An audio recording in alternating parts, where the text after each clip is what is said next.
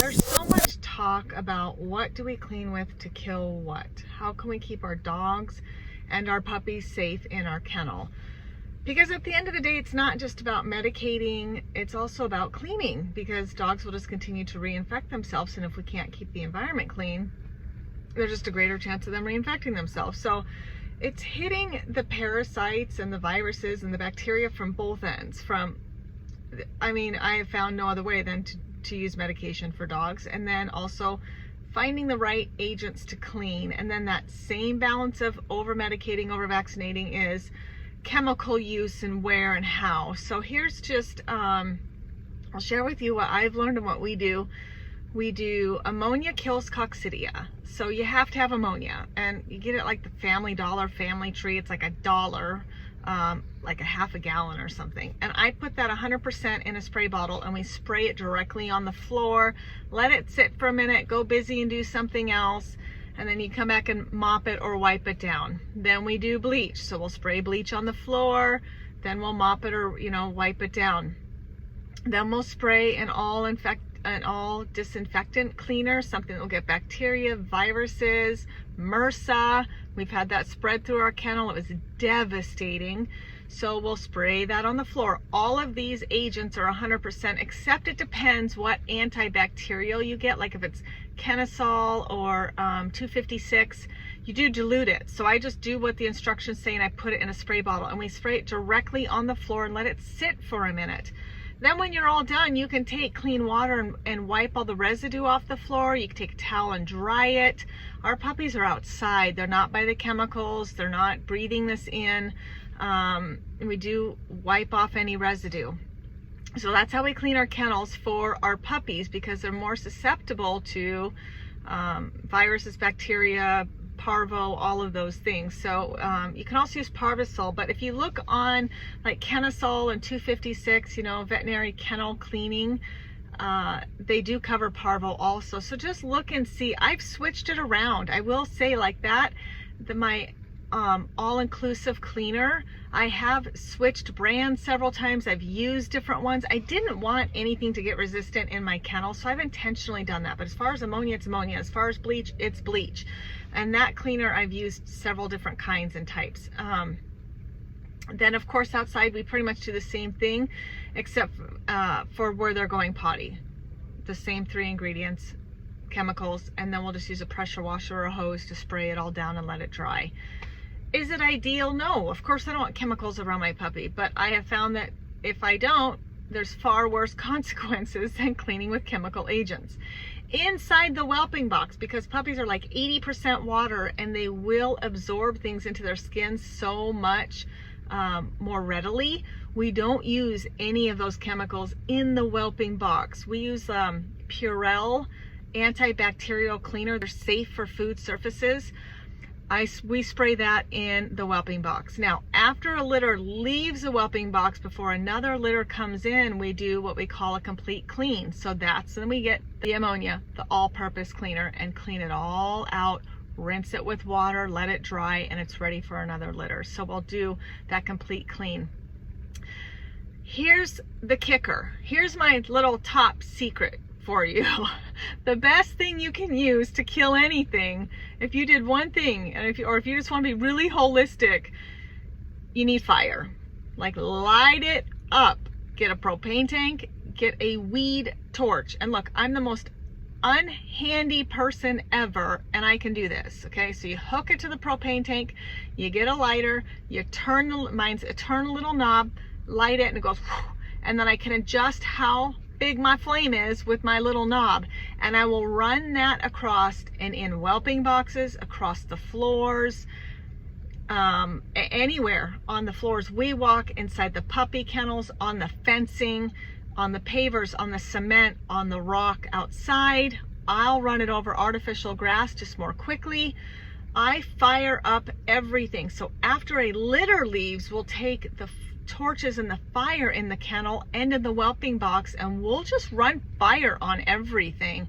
That is by far the best way to ensure you're killing anything possible in your whelping box, on your floor, on your fencing, outside in your environment. I do caution I know it looks nice and I love it too, but having grass with dirt is incredibly difficult because there's no way you can actually clean it. And it's a fantastic place for parvo to live. Distemper can live, not for very long. Giardia can flourish in grass. Coccidia can live in grass. Worms can live in grass for a while. We've eliminated any kind of grass surface where our dogs live because I just can't clean it. So they are on like pea gravel because I can spray bleach on it if I needed to and then water it down or run the torch over it. But our dogs are typically on pavers, artificial grass, concrete tile.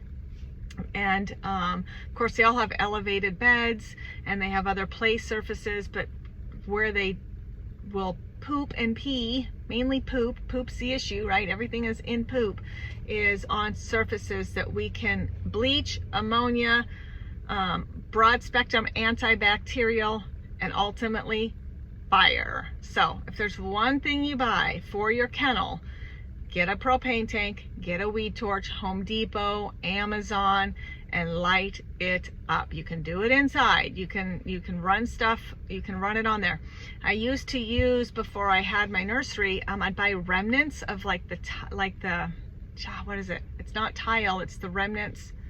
I can't even think of the word. It looks like fake tile, laminate, like the laminate flooring. I'd go buy remnants because I would tape it, like duct tape it, and put my puppies on that for curriculum and whatnot to keep my floor and clean and my tile so things weren't getting in the grout.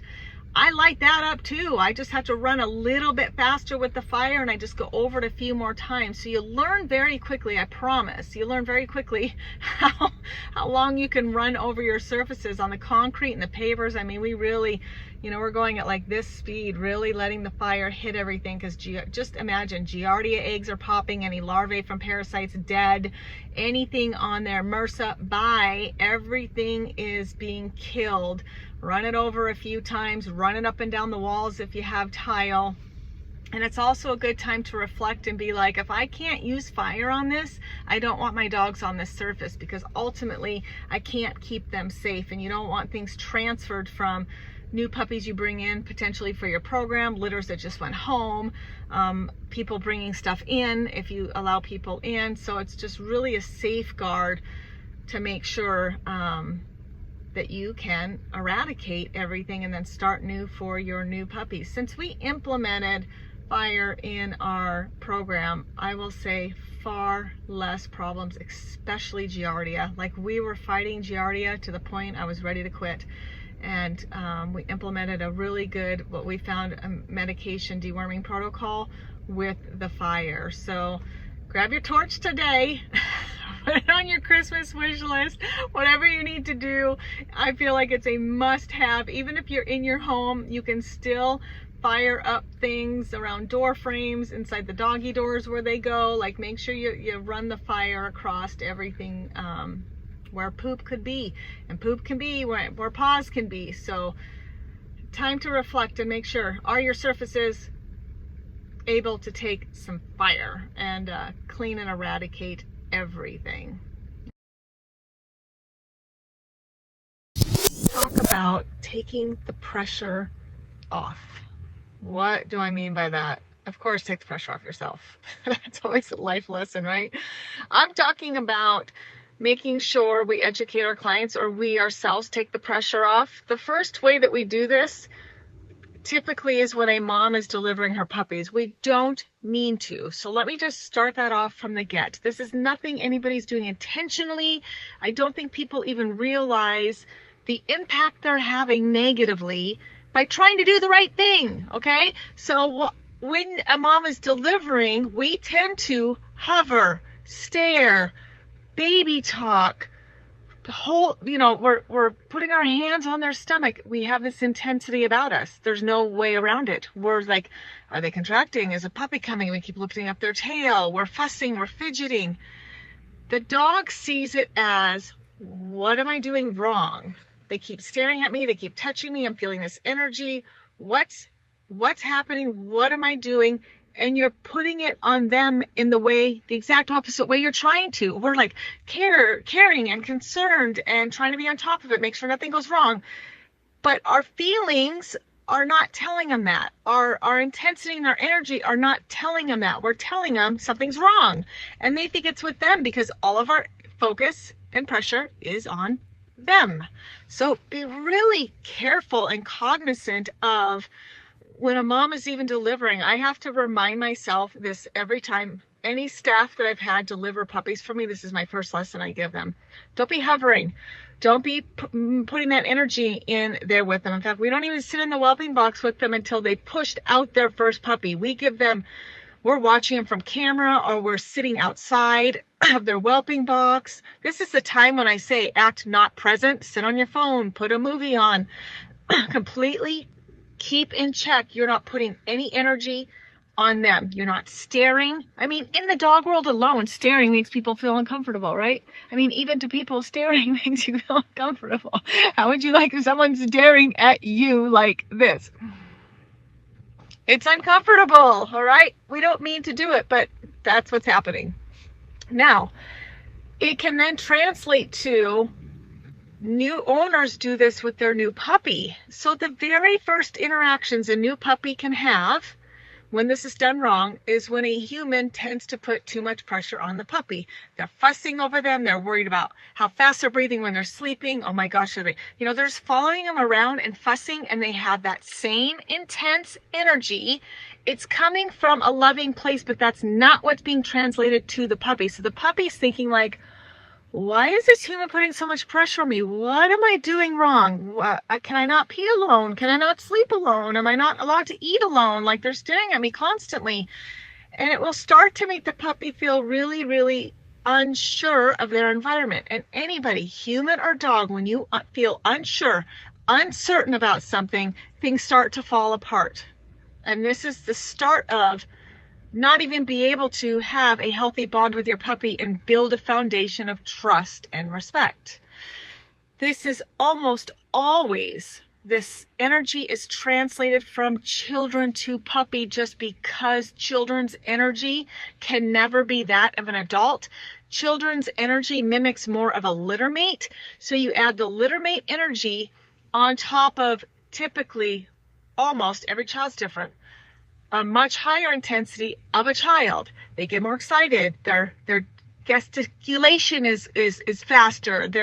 They scream high pitch. They're running. Like, they have this whole different energy.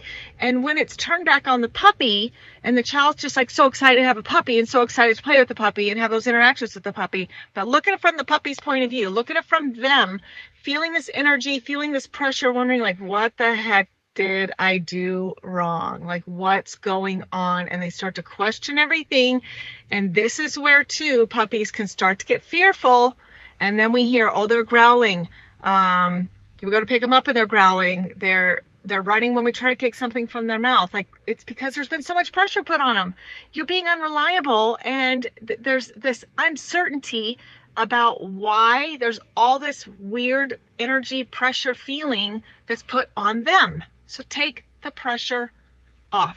Take the pressure off your puppies. Take the pressure off your dogs. It's not theirs to carry. Keep check of it. Three important things you can do if you bring home an older puppy or an older dog. So if you take one from a neighbor, a friend, or family member that can't keep a dog anymore, if you get one from the shelter or rescue group, or you even bring home an older dog or puppy from a breeder, right? So any puppy that's over 16 weeks, I think this absolutely applies. And all of our best intentions can make things worse. So I want you to remember these three things. And even if you've brought home a dog and it's been a month or two, and you still feel like you're missing a few things and things aren't on the best track that you feel they should be, it's not too late. You can go back and implement these. And if you've had a puppy since they've been 8 weeks old and you feel like you've gotten off track, you can re-implement these things. Like, it's never too late.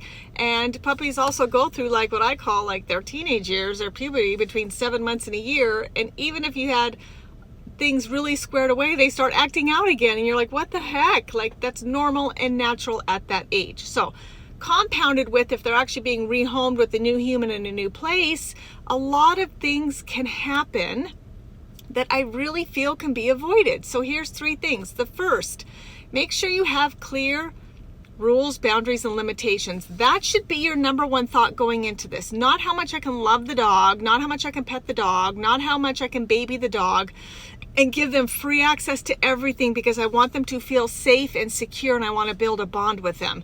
The best way to make a dog feel safe and secure is to be firm, confident, kind. Get them on a schedule. Let them know you're not going to be on a couch. You should never let a dog have any kind of elevation that you're just implementing into a pack or even a puppy. No beds, no couches, no pulling on the leash. So the first time they do something, they don't get a free pass because you feel bad for them because they're being rehomed. That's the worst thing you can do for them. Do not pity them or feel bad for them. You need to empower them. You need to be like, hey, guess what? Good news for you. You just got a confident, kind, firm human that understands what you need. And I know I need to have clear rules, boundaries, and limitations so that you will learn to trust me. It's not about giving them everything they want. So from the get, if they act pissy about a toy, you better be right on them. Nah. You're not going to act that way in this house. If you freeze and stare when your child walks by them when they're eating, oh no, light them up. Just clap and no and stand firm over them. You're not going to do that in this house.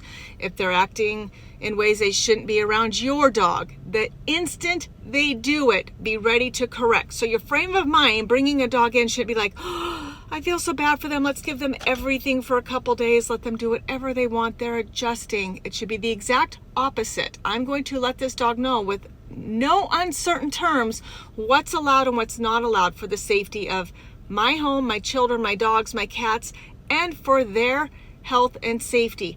Most dogs that are being rehomed have not had these needs met in order, and that's why they've had behavior issues, and that's why they're being rehomed.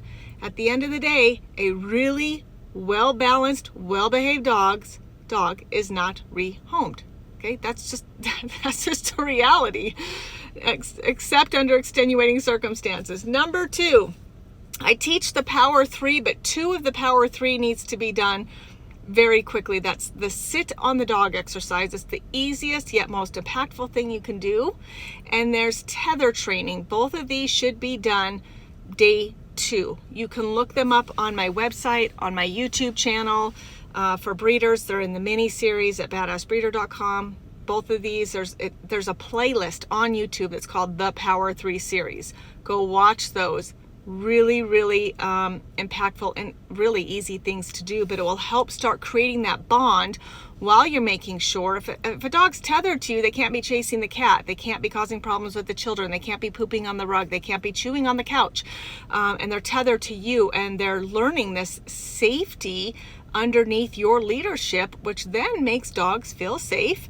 They don't need to be reactive. They don't need to be scared. They don't need to have separation anxiety because they feel this sense of ease. Their nervous system can calm down and they don't have to be constantly on alert. A dog that's constantly on alert, afraid of what's going to happen because a human potentially in their past didn't do that for them. So they had to fear bark. They had to have anxiety. They didn't know when they were going to get in trouble or not. They didn't feel like their human was going to stand up for them and advocate for them. When they were unsure about something, they were either pushed into it or inadvertently rescued from it, which rewarded the fear. So very, very just matter of fact, building a true foundation of trust and respect. And the third, this one's really hard, I know, but stop with all the love and affection and the petting and putting that unnecessary pressure on them. I talked about this yesterday in the video, but this really applies, especially bringing a new dog into the home. The number one thing we tend to do right away is we feel like if we give them enough love, we can love them into feeling safe and secure, and that's the exact opposite. It makes them feel uneasy, They realize that this is not in the right order. This doesn't make sense to their brain. You need to meet their needs in order. Rules, boundaries, and limitations is the first. Make sure that's always being done first and foremost in your home and every interaction with your dog. Second is mental and physical stimulation, then love and affection. But especially for dogs just coming in, if you start showering them and looking at them a lot and talking to them a lot and petting them a lot and hugging them a lot and carrying them around a lot, you are just creating a shaky foundation from the get-go, which will continue to make them feel unsure, nervous, fearful, all of those things. We want these dogs to believe in their own abilities. We want them for the first time to feel like, holy heck, like my nervous system's feeling good. I'm not feeling hypervigilant about things. I'm not feeling fearful about things. Everything feels really safe. And then when I'm in a calm, safe state of mind, then I get the love and affection from this human. And that's what's real. And that's what makes sense to a dog. And that's where the true power of a dog is opened up. We keep holding them back. We keep treating them like they're human. We need to honor the canine brain. We need to honor the canine for what they need to feel safe, respected, and truly be able to, for potentially the first time in their life, have a good schedule and be a dog. And once you have a happy, fulfilled, balanced dog, that's then when they can give back to us in a way we need it. It has to be reciprocal. We don't mean to, but we just try to take and take and take, and we're not meeting their needs. We think we're doing the right thing. We think we can just love them enough and pet them enough and talk to them enough that any issues or fear or anxiety will just be washed away by our love. But love is not enough, unfortunately, in this case. But the good news is we just change the order in which we do things and are aware of what a dog truly needs. You can take a dog that has struggled in the past or that has had limited life experience and let them flourish, and that's the best gift you can give them. Don't label them a rescue dog for the rest of their life. Don't label them as you're the hero and you're going to overlove them. From the minute you get them, they are who they are. Honor them for who they are, and don't keep them in the past by feeling this pity, this, oh, I'm so sorry for what you've gone through, and I hate those people for what they put you through, or whatever.